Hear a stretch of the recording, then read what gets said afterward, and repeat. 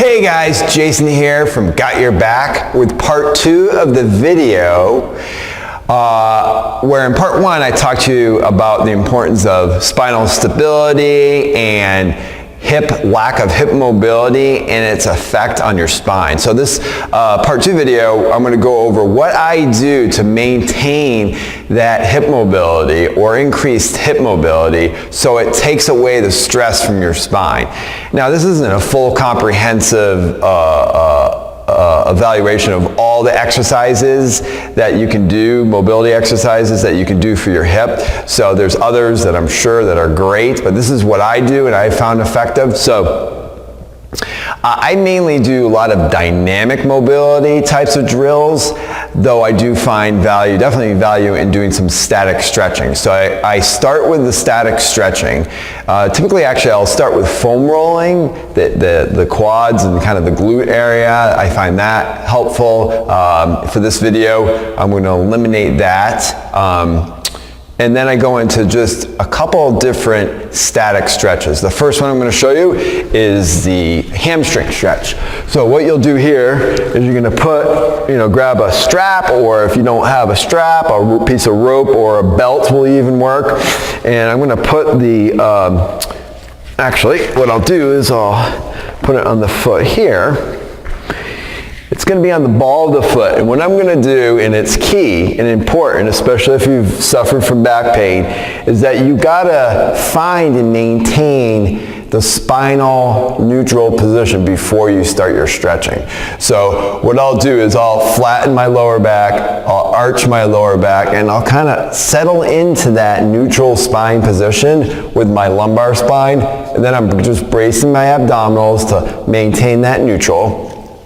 And then at that point, now what I'll do is I will pull back on that leg until I get a nice stretch, or I feel like my lower back's going to want to flatten into the ground. So you really got to focus in on what your pelvis is doing and maintaining that spinal neutral position.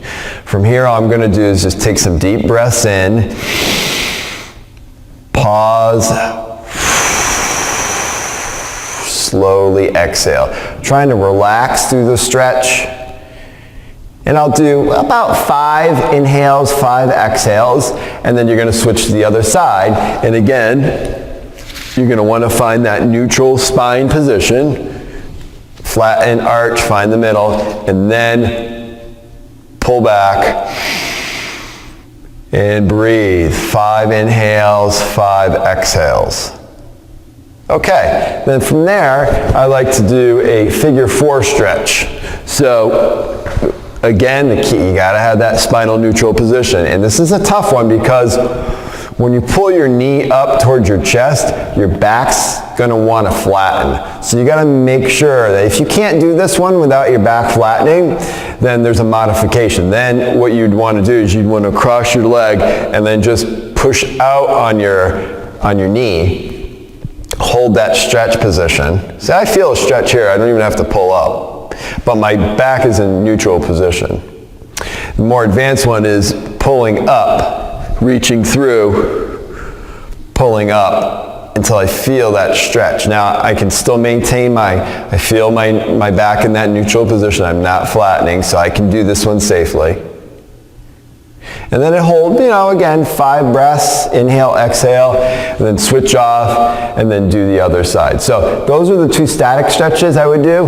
Then I would move on to a dynamic hip. So again, you'll put the strap around your foot, find your neutral spine position, pull back on that leg until you feel a good stretch. And then all I'm doing here is I am keeping the toes on my foot perfectly straight, and I'm just lifting my leg up to meet the level of this leg, the up leg.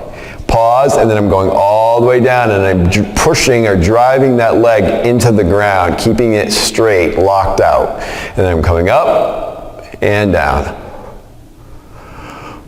Focusing on breathing, keeping that neutral spine position. And maybe just 10 on each leg, switch off, do 10 on the other side. Good, and then from here, A lot of, especially guys, get tight through the hips. They're externally rotated, so that means their outer hips are really tight, and you want to go more into internal rotation. So what you do is you would get your feet shoulder width apart, and then all you're going to do is you're going to, without compromising your spine or moving your spine, you stay in that neutral position, is that you're going to drive your knees in towards each other until you feel a stretch in your hips. Pause for a second or two and then come back. Drive in and back. Another way you can do it is you can do one at a time. So I'm driving that knee in and down, and then I'm coming out, and then I'm doing the other leg, pushing it in. What I don't want to do is I don't want to start twisting my spine as I do that. So it's just a gradual, controlling movement, making sure that you're not moving through your spine. Good. And then from there, go up into a half kneeling position where I have one leg up. I'm up nice and tall. I found that neutral position with my pelvis. Bring my arms up, and I'm tightening the muscles in my bottom, and I'm just going to shift forward until I feel stretch somewhere along this down knee side. You may get it up into the abdomen, or you may feel it on the front of the thigh. And then I'm coming back, shift forward, 1, 2, 3, shift back, forward, and back. And I do 10 on each side. Then from here, what I do is I come out down, find your spine neutral position, so roll up, roll down, find the middle, and then all I'm going to do is I'm going to bring one leg out to the side. So I have my knee locked out, my toe, foot flat, and my toe pointed straight ahead. And then all I'm going to do here is making sure that I'm not rocking back on my heels and then rounding my back like a camel. So I want to maintain that neutral spine, and then I'm just going to push back through my palms and go back until I get that stretch. And here I'm making sure that I'm staying in that lumbar neutral position. And again, back, 1, 1,000, 2, 1,000, 3, forward. And again, that would be 10 repetitions on each side. Then I'd switch to the other side, and then from there, so I'm hitting, as you can see, I'm hitting all angles and all positions of my hip to help increase that mobility so I don't transfer that stress to my spine.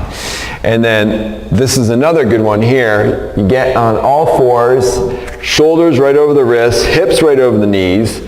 I find my neutral spine position, and then all I'm going to do here is I'm going to tighten my abs, and then I'm going to rock back as far as I can go without rounding my back. So you can see the difference. If I get in neutral and then push back, hold it a couple seconds, come forward, versus as I push back, now if my back starts to round, you're losing that pelvic, spinal neutral position. And then the last one I like is just what I call the frog stretch, is you're going to go wider with the knees, turn your toes out, and I find coming down on your elbows is easier. And then from here, all I'm doing here is I'm just pushing back until I feel the stretch right in the groin. 1, 1,000, 2, 1,000. 1, 1,000, 2, 1,000. And again, maybe 10 of those. All right, so there you have it. There's some hip mobility, both static and dynamic, that you can start incorporating to open up those hips and keep them more flexible. So what I decided to do is I decided to do a third video that shows you how to find out if your hip joints are shallow versus deep hip sockets, and then what to do as far as your squatting position and your moving your daily movements and your workouts at the gym. So there you have it. If you like this video, you find it helpful, just hit like at the bottom, and I look forward to providing you with more information in the future.